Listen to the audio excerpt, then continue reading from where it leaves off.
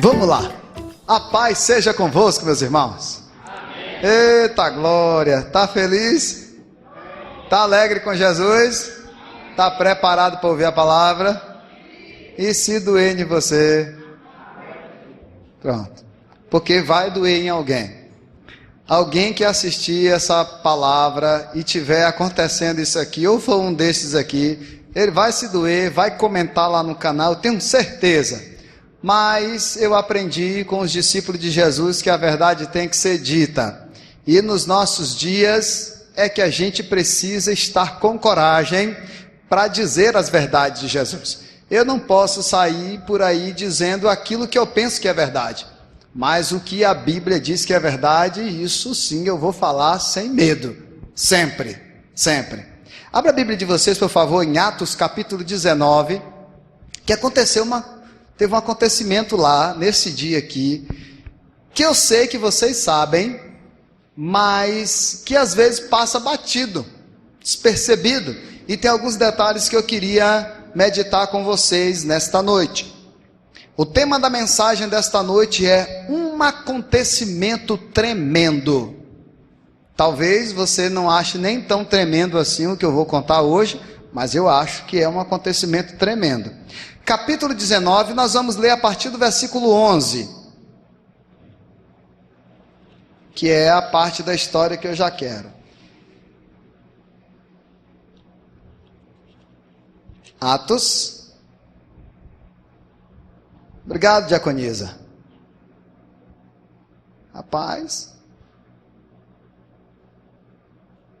É bênção, já que veio eu não posso rejeitar. Capítulo 19. Acharam? Diaconisa já pegou aqui a água abençoada. Você já abriu. Nós vamos ler a partir do versículo 11. Posso ler? Então você presta atenção, viu? Do 11 até o 22. Atos, capítulo 19, a partir do versículo 11, diz assim: Deus fazia milagres extraordinários por meio de Paulo, de modo que até lenços e aventais que Paulo usava eram levados e colocados sobre os enfermos. Estes eram curados de suas doenças, e os espíritos malignos saíam deles. Alguns judeus que andavam expulsando espíritos malignos tentavam invocar o nome do Senhor Jesus sobre os endemoniados, dizendo: em nome de Jesus, a quem Paulo prega, eu ordeno que saiam. Os que estavam fazendo isso eram os 7 filhos de Seva, um dos chefes dos sacerdotes dos judeus. Um dia, o espírito maligno lhe respondeu: Jesus eu conheço, Paulo eu sei quem é, mas vocês, quem são? Então o endemoniado saltou sobre eles e os dominou, espancando-os com tamanha violência que eles fugiram da casa nus e feridos. Quando isso se tornou conhecido de todos os judeus e gregos que viviam em Éfeso, todos eles foram tomados de temor, e o nome do Senhor Jesus era engrandecido. Muitos dos que creram vinham e confessavam e declaravam abertamente suas más obras. Grande número dos que tinham praticado ocultismo reuniram seus livros e os queimaram publicamente. Calculando o valor total, este chegou a 50.000 dracmas. Desta maneira, a palavra do Senhor muito se difundia e se fortalecia. Depois dessas coisas, Paulo decidiu no espírito ir a Jerusalém, passando pela Macedônia e pela Acaia. Ele dizia: depois de haver estado ali, é necessário também que eu vá visitar Roma.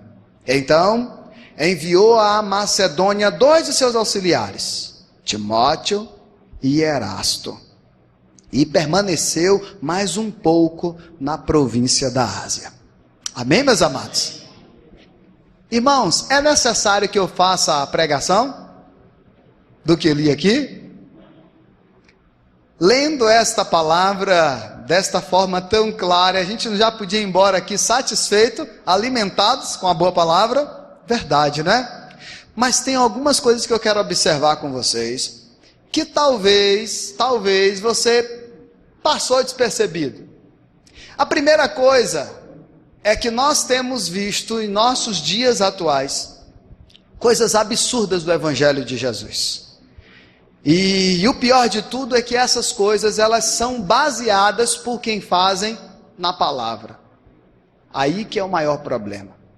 Eles têm usado a Bíblia como uma defesa para o que faz hoje de forma errada. E aí eu disse para vocês que alguns vendo essa mensagem aí no nosso canal, pode ir lá e comentar, porque quem faz isso vai se doer. Com certeza. Espero até que não veja, para não falar besteira no nosso canal. E aí, para observar, a primeira coisa que eu quero observar com vocês nesse texto, está aí no versículo 11, diz assim: Deus fazia milagres extraordinários por meio de Paulo, de modo que até lenços e aventais que Paulo usava, eram levados e colocados sobre os enfermos. Já entreguei o ouro. Em nossos dias nós temos igrejas, pastores, líderes, ministros, que leu isso aqui e disse: vou fazer a mesma coisa. Eu vou fazer a mesma coisa aqui, ó. Vou passar no meu suor e o povo leva para casa. A grande questão é que eu não estou vendo nesse versículo aqui Paulo cobrar uma dracma pelo lençol que ele usava, ou pelo lenço que ele usava, ou pelos aventais que ele usava. Toma aqui, leva, coloca lá, o enfermo vai ficar curado, e aí você manda ele fala com ele para mandar umas 10 dracmas para mim. Não estou vendo isso aqui. Nos nossos dias, nós estamos sabendo, irmão Zélio Marques, que há igrejas, há líderes que estão vendendo essas coisas. E eu ainda não vi, mas se alguém me contar, eu não vou ficar espantado, que existe a máscara ungida. A máscara que, se você usar, você não vai pegar Covid de jeito nenhum. Eu não vi, mas se alguém me contar que, pastor, eu vi isso aí, não vou ficar surpreso. Eu vi o do grão do feijão, que se você cultivasse aquele grão e aquele feijão que desce ali, você não tinha Covid de jeito nenhum. É ou não é um absurdo? Nos nossos dias nós temos visto as pessoas os líderes dizer assim: olha, bota um copo de água aí agora, na sua mesa, na sua televisão, toca aqui na televisão, que vai dar certo, você vai ficar curado e tal. A pessoa vai lá e com muita fé e com a misericórdia de Deus até se cura. Porque a fé é algo inexplicável e a soberania de Deus está maior do que qualquer pataquada dessa. E Deus aí, pela fé daquele pequenininho, ele cura a mesma pessoa. O problema é depois. É que depois daquela oração e depois daquele gole, ele vai ouvir: agora, se você recebeu a tua bênção da tua cura, agora é o Pix. Pega o seu celular e manda um Pix aqui para nós. Irmãos, eu vou dar a minha opinião sincera. Se tudo isso fosse realmente para o reino de Deus, se aquele dinheiro realmente fosse para fazer isso aqui que a gente está há tanto tempo fazendo, olha quanto tempo a gente está construindo. Por quê? Porque vocês veem que aqui é tudo às claras. 1 centavo que dá errado, esse centavo aí não existia. Aí o conselho fiscal vai lá e cai dentro e confere: cadê a nota? É tudo às claras. Se fosse para a obra de Deus mesmo, eu não tinha problema. Irmãos, aquele Pix que você mandou foi para a cesta básica, foi para a área social. aquele Pix que você mandou foi para aqui para comprar o cimento, foi para a obra de Deus, foi para ajudar alguém, tudo bem, tudo bem. Agora eu vou fazer uma denúncia aqui. Não é para a obra de Deus. Essas igrejas, essas pessoas têm se enriquecido em nome da fé. Irmãos, não sejam bobos, não sejam bobos. A vida dessas pessoas são vidas luxuosas, são vidas luxuosas. O discurso é para a igreja, o discurso é para o reino, mas na prática é para o bolso, é para o bolso. Outra coisa, se você não sabia, esses tipos de igreja é de família. Morre o patriarca, assume o filho, assume o cunhado, assume um genro, assume sempre um parente. E quem não concorda, por favor, a porta da rua é a serventia da casa. Aqui a gente não precisa de você. É assim, meus irmãos. Só que esses estão esquecendo, e principalmente estes estão esquecendo, que um dia nós vamos, eu e eles, diante de um tribunal, para prestar contas da instituição mais séria do mundo inteiro, que é a Igreja de Jesus. O que é que está acontecendo aí? Perdeu o temor. Eles estão achando que não vai ter esse dia. Não, é a única explicação que eu acho. Eu acho que o cara leu tanto a Bíblia que pirou o cabeção e falou, que vai ter nada disso, pô. Vou deitar e rolar aqui, desfrutar do máximo que der. Porque esse negócio aí não vai ter negócio de tribunal, a gente vai... Já viu o pastor prestar contas a Deus? Eles esqueceram que isso é verdade. Irmãos, todos os lugares que eu trabalhei, eu tive que prestar conta. E sempre prestava conta assim, às claras, para o meu patrão, sempre me elogiar e dizer assim, olha, mano, parabéns, rapaz, graças a Deus você está aí, faz esse bom trabalho. Mas se eu quisesse enganar meu patrão, eu enganava. Eu fingia nos relatórios, aqui patrão, passava tudo bonito e ele achando que estava tudo certo. Como acontece tantos golpes com funcionários assim, né? Que passa e o patrão só vai descobrir se fizer uma auditoria. Mas a esse Deus que nós estamos falando, eu não tenho como fazer um relatório que engane a ele. Uma das coisas que eu mais temo é o dia que eu ouvi a voz de Jesus me perguntando, Leomar, cadê a igreja que eu te dei?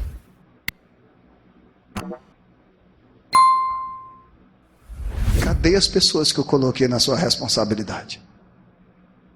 É por isso, irmãos, que vocês verem o pastor besta correndo atrás de ovelha que não quer nada com Jesus. Porque eu sei que Jesus vai me perguntar por ela.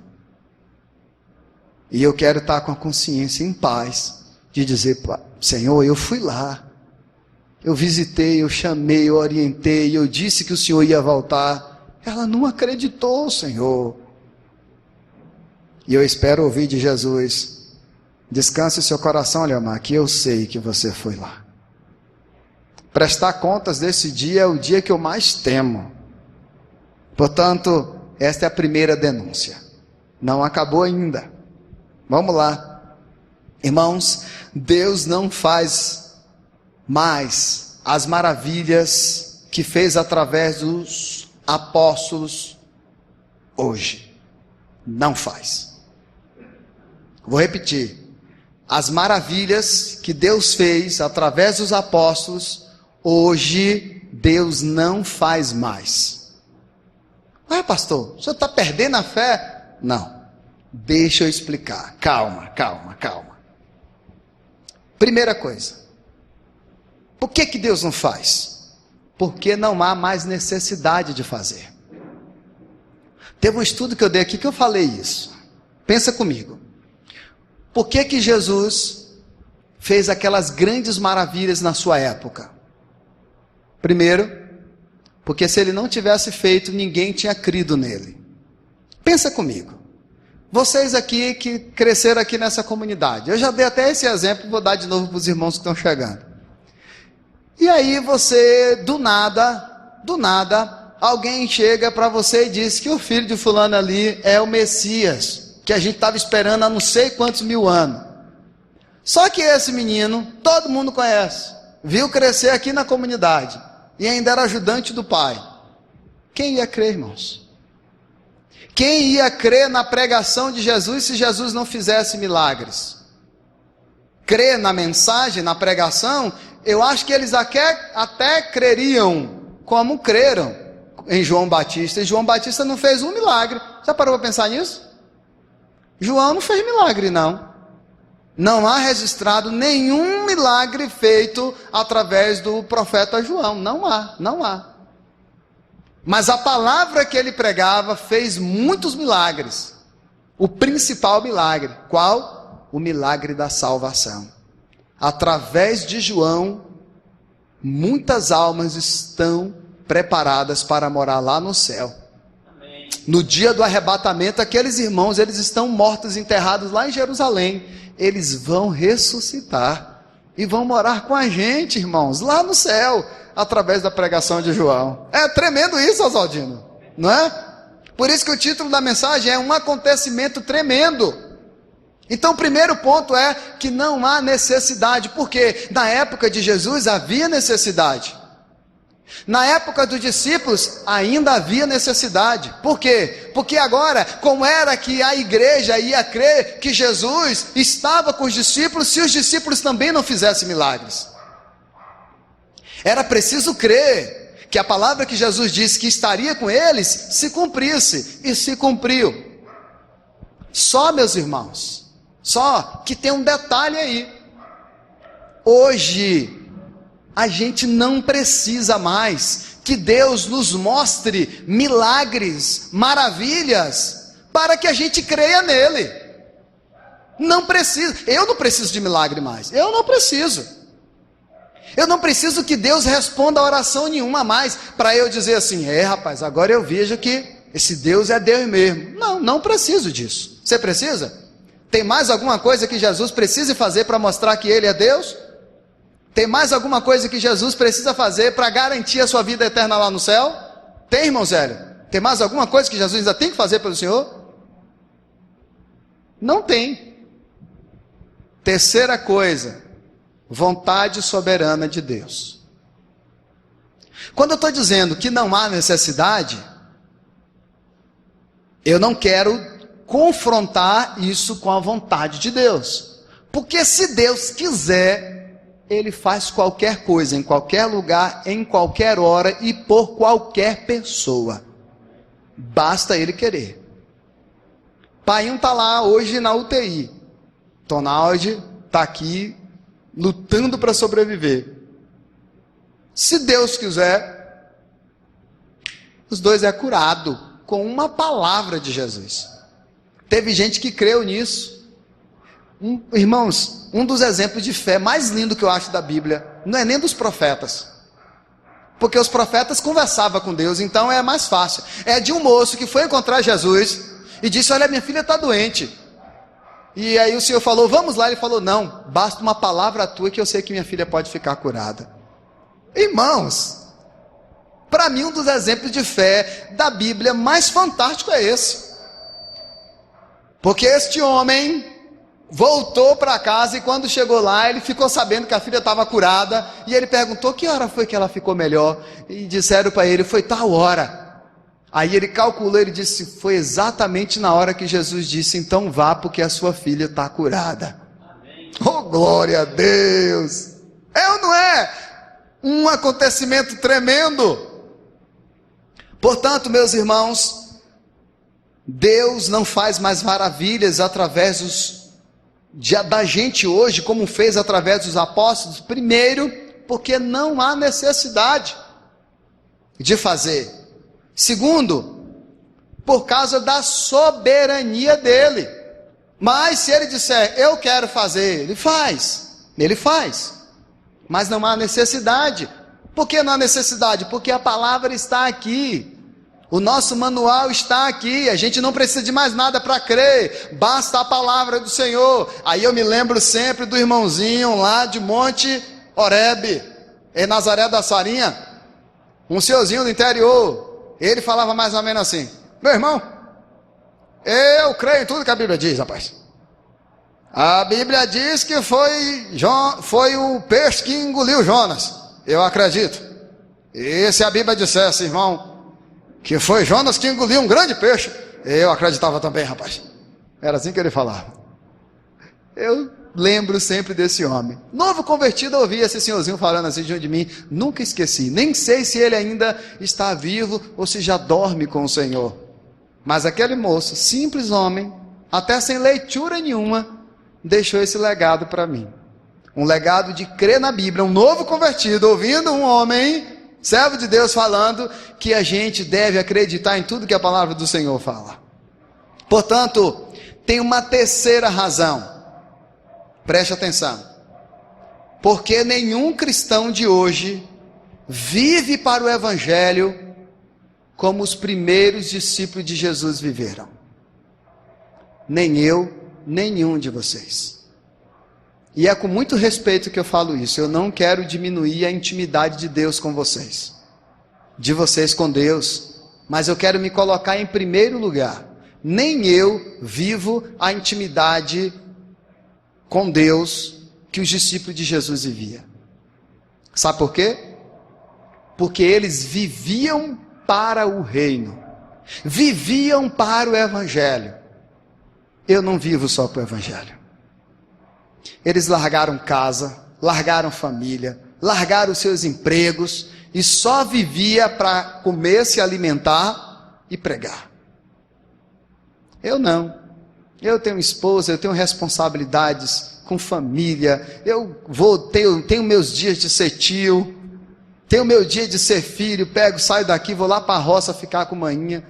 Eu saio para resolver tantas outras coisas que às vezes não tem nada a ver com o Evangelho de Jesus.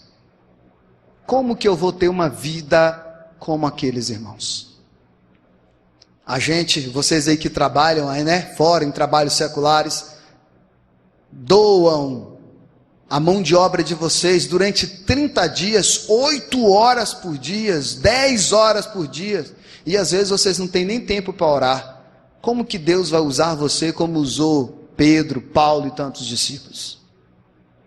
Chega em casa, você toma banho e diz: estou morto.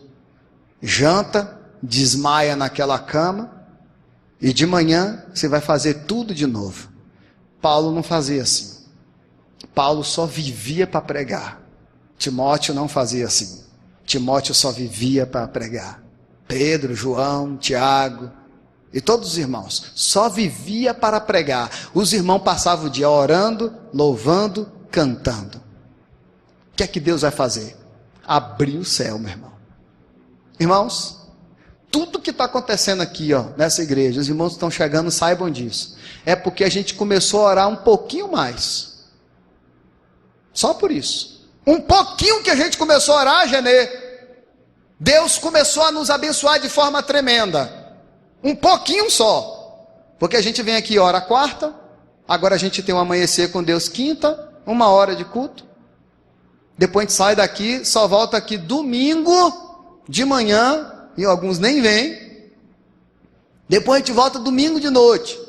Aí depois só terça as mulheres vêm, agora, né? A desperta Dorcas, e aí vem terça, quarta, quinta, sexta, segunda, sexta, quinta o dia todo, à noite, e sábado, a gente vai por nossas correrias, do nosso dia a dia.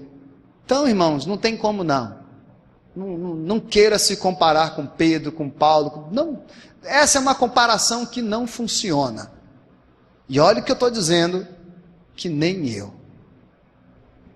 Então essa é a terceira razão, irmãos.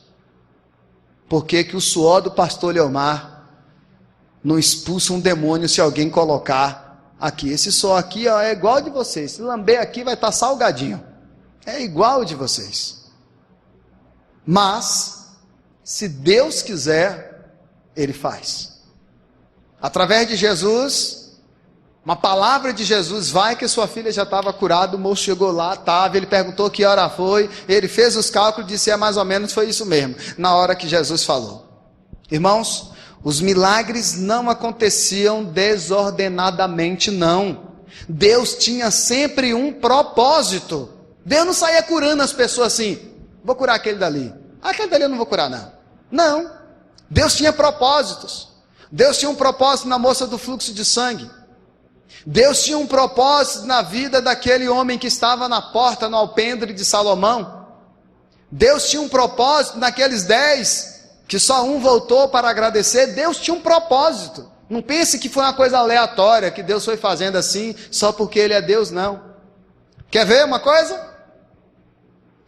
Tem um menino na Bíblia chamado Timóteo, que era cooperador, ele aparece aqui como cooperador do apóstolo Paulo. Ele e o Erasto, que até acompanharam Paulo nesta viagem. Eles foram enviados, como a gente viu aqui, Então enviou a Macedônia 2 de seus auxiliares, Timóteo e Erasto. Timóteo, aqui no versículo 23 do capítulo 5 de 1 Timóteo, tem um texto que diz assim: por causa do seu estômago e das suas frequentes enfermidades, não beba somente água, mas um pouco de vinho. Viram? Por causa do seu estômago e das suas frequentes enfermidades. Ué, era um pastor, era um jovem pastor, tudo indica que ele sofria de gastroenterite, não é assim que fala? Zé? Gastroenterite, tudo indica que ele tinha esse problema. Quem já sofreu disso aqui? Quem já sofreu de azia assim terrível, aquela azia que não tem nada que passa? O senhor mesmo? Então, é a coisa ruim ou é boa? Horrível, né? Pois é. Paulo estava dizendo para Timóteo: Timóteo, por causa do seu problema de estômago e da sua frequente enfermidade, por que eles não curaram ele? Por que não pegaram o suor de Paulo? Bota em Timóteo, Paulo também, porque a gente precisa dele para pregar, ele só fica toda hora botando atestado na igreja. Né? Vocês estão entendendo, irmãos? Eu conheci um pastor em Camamum, já falei para vocês, que ele sofria de epilepsia. Os diáconos já ficavam assim, sentados atrás, e por debaixo, assim, por trás, já deixava um travesseiro para ele. Vocês sabem que quando se dá a crise de epilepsia, não tem uma outra coisa para fazer, a não ser deixar a pessoa dar a crise. Só tem que tomar cuidado com a cabeça. Botava ali o travesseiro, e ali ele dava a crise. A igreja toda já sabia, até os visitantes nem se espantavam mais. Daí a pouco o pastor levantava, irmãos, e continuava pregando o evangelho de Jesus. Todas as vezes que eu fui lá visitar, eu nunca vi ele tendo uma crise, mas era frequente. O pastor, irmãos, está vendo? Que Deus faz as coisas no tempo dele, na hora dele, com o propósito dele. Timóteo, auxiliar de Paulo, tinha problema e eles não curavam. Por quê? Está entendendo, meus amados? Isso aqui quer falar com você, meu irmão. Porque de vez em quando Deus não responde a sua oração e você fica de bico com o Senhor, confrontando Deus ainda: Senhor, eu sou teu servo, Senhor, eu sou tua serva fiel, eu não falho no dízimo, eu não falho no culto. Irmãos, tem hora que Deus diz: não vou fazer. Ele tem autoridade para fazer isso? Tem. Jonas tem autoridade para, na hora que vocês quiserem lá fazer alguma coisa, ele bater o pé e dizer assim: dessa vez vocês não vão não. Ele tem autoridade? Tem. Né, Jonas? Ou pensa que tem. Porque a mulher vem, né, passa aquele mel, né, daqui a pouco a gente está igual uma besta deixando, né? Mas Deus tem autoridade, irmão, para responder ou não. Para de brigar com o Senhor. Já procurei aqui na Bíblia, não encontrei nenhum dia Timóteo reclamando: Paulo, você cura todo mundo aí, rapaz, por que não me cura? Tem dia que eu nem posso ir nas viagens, porque eu estou aqui me contorcendo de dor, e por que eu não sou curado também? Não vi. Já li 1 Timóteo, 2 Timóteo um monte de vezes, nunca vi. O senhor já leu a Bíblia um bocado de vezes? O senhor já viu Timóteo reclamando? Nunca vi. Irmão, se vocês quiserem saber se eu estou mentindo ou falando a verdade, leia 1 Timóteo, 2 Timóteo, você vai ver lá se ele vai estar reclamando. Não está reclamando. Portanto, o que temos visto em nossos dias é muita mentira, muito engano na fé pura dos pequeninos. Estes homens têm perdido o temor do Senhor, mas vocês não podem perder. Partindo para finalizar, depois disso tudo aqui que eu já falei, aconteceu esse fato aqui. Alguns dos judeus andavam expulsando espírito maligno, tentaram invocar o nome do Senhor Jesus sobre os endemoniados. Aqui que eu queria que vocês prestassem atenção, tentando, não foi conseguindo. E então eles clamaram: em nome de Jesus, a quem Paulo prega. Olha que burrice. Vai expulsar um demônio em nome de alguém que eu não sirvo. Em nome de Jesus, a quem Paulo prega, eu ordeno que você saia. Irmãos, esses homens tomaram uma coça tão grande, que o texto diz que eles saíram de lá nu. Porque o homem endemoniado, que fica com uma força descomunal, quebrou eles no pau. Mas deu um sacode neles. Saíram de lá tudo arrebentado. A Bíblia diz que eles saíram nus e feridos. Versículo 16. O texto quem está contando isso aqui é o Lucas. Lucas disse assim, tamanha foi a violência. Eles saíram de lá nu, tudo ferido. O demônio chegou para eles e fez uma pergunta interessante. Vem cá. Jesus, eu conheço. Paulo, eu sei quem é. E você, quem são? Não tinha um só não. Era 7 ou 10. Acho que era 7. 7 filhos de Seva. Um dos chefes do sacerdote. Os 7 lá. Saia. Aquele espetáculo. Em nome de Jesus que Paulo prega, saia. Para depois eles saírem dizendo que também fez. A gente expulsou demônio, a gente expulsou. O demônio olhou assim, quem é vocês? Jesus eu conheço, Paulo eu sei quem é, vocês são quem? Eu sou filho de Seva, não sei o que. Ele deve ter respondido lá, né? O demônio pegou eles, deu um couro, eles saíram. Sabe qual foi o resultado disso na comunidade lá? Isso gerou um temor nas pessoas, tremendo. Olha o que o texto diz: quando isso se tornou conhecido de todos os judeus e gregos que viviam em Éfeso, todos eles foram tomados de temor, e o nome do Senhor Jesus era engrandecido. Irmãos, o que é que ficou claro ali para todo mundo? Que o nome de Jesus tem poder. Ficou claro também que é preciso andar com Jesus para poder ter autoridade para expulsar demônio. Não é conhecer porque alguém fala, é ter intimidade própria. Um dia eu conversei com uma irmã que ela disse que ela tem um medo retado de alguém chamar ela para expulsar um demônio. Ela disse: eu não vou, eu tenho medo, pastor. Medo de quê? Medo de quê? Ela falou: pastor, fala a verdade para o senhor, eu tenho medo retado. Se alguém me chamar assim, vai ali expulsar um demônio, eu não vou. Eu chamo logo alguém, eu não vou, pastor. Por quê? Porque eu tenho medo. Eu não sei dizer. Mas irmãos, a Bíblia diz que quem anda com Jesus, que conhece Jesus, que recebeu o Espírito Santo de Deus, perde o medo até da morte. Quanto mais de demônio que eu tenho autoridade para expulsar em nome de Jesus. Portanto, essa mensagem ela é uma denúncia. Um acontecimento tremendo. É uma denúncia. Denúncia de que estão enganando as pessoas. Denúncia de que para andar com Jesus, A gente precisa conhecer Jesus.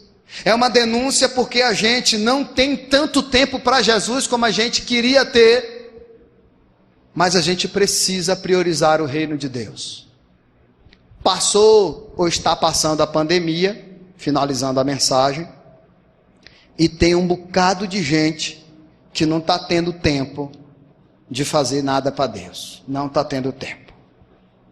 Está tendo que dobrar, está tendo que fazer isso, fazer aquilo, vender férias, tererê, tarará. Tudo bem. Eu só me preocupo, irmãos, porque no discurso a gente diz que a gente está aqui para viver o reino de Deus, mas na prática estamos mais preocupados com as nossas coisas. São 24 horas para todo mundo. O reino está aí. Os últimos dias estão chegando. É melhor a gente ter a mentalidade dos irmãos do primeiro século. O que é que eles fizeram? Pegaram tudo que tinha, venderam, deram para os pobres, dividiram entre si. Jesus não voltou. Para muitos foi uma furada fazer isso. Porque eles interpretaram errado. Quando Jesus disse que já ia voltar, eles entenderam que ia ser naqueles dias. Aí vendeu casa, vendeu tudo. Eu vou para o céu, para que eu quero casa, eu quero essas coisas. Mas eles viveram para o reino. Perdeu a casa daqui, mas garantiu a casa de lá. O que é melhor? Perder a de lá e ganhar tudo para aqui, se dobrando para trabalhar? Ou perder a daqui e ganhar a de lá? Mas Deus é tão misericordioso que dá para fazer as duas coisas. Dá para a gente trabalhar, dá para a gente fazer nossas coisas, resolver nossos pepinos e servir a Deus. Para finalizar, você que está no nosso canal aí assistindo essa mensagem, eu queria te dizer o seguinte: não deixe de fazer nada para o Senhor por causa de nada daqui. Se der a hora de você jogar a bola e a hora do culto, janela e a bola, vá para a igreja. Se der a hora de você ir para um churrasco e a hora de servir a Deus, janela o churrasco e vá servir a Deus. Ou mude o horário do churrasco, mude a hora da bola. Não abandone o reino por causa de nada deste mundo, porque o Senhor Jesus está voltando. E eu disse que eu vou prestar contas, mas não é eu sozinho não. Você vai prestar conta da sua vida, e da sua vida eu não tenho mais nada para prestar contas. Irmãos, a salvação é individual. A vida de vocês é individual. Quando Jesus vier me perguntar pela igreja, eu vou dizer, por exemplo, que falei isso que estou falando para vocês. E Jesus vai dizer, meu diácono, Leomar, eu vi. Que Deus em Cristo te abençoe, te leve em paz para casa, te dê um sono reparador, e vai pensando nesse acontecimento aqui, meus irmãos. O nome do Senhor Jesus foi engrandecido lá, e para a honra e glória dele foi engrandecido hoje de novo aqui. Amém, amém, meus irmãos? Vamos orar ao Senhor nosso Deus? Senhor nosso Deus e nosso Pai, louvado e engrandecido seja o nome santo do Senhor. Meu Deus, eu hoje e a tua igreja aqui reunida fez tanta coisa nesse dia de hoje, e tudo que a gente fez, a gente só conseguiu porque o Senhor nos abençoou. E agora, no final deste dia, nós tiramos 1h30 para passar aqui na tua presença, na tua casa. Senhor, eu fiz muita coisa boa hoje, mas essa 1h30 que passei contigo foi a melhor de todas as coisas que aconteceu. Meu Deus, muito obrigado. Que o Senhor possa levar o teu povo para casa em paz agora, com o coração regozijado por ouvir a tua palavra, por prestar um culto ao Senhor, por louvar e engrandecer o teu santo e poderoso nome. Que este acontecimento que nós meditamos aqui nesta noite possa trazer uma reflexão aos nossos corações e edificar a nossa fé ainda mais no Senhor. Que a boa mão do Senhor repouse sobre nós, que a graça do Senhor esteja sempre abundante sobre as nossas vidas. É no nome do Senhor Jesus que nós te oramos e te agradecemos. Amém. Cumprimente o seu irmão, cumprimente uns 3 irmãos aí e depois vá para casa. Deus te abençoe, te guarde e te dê a paz.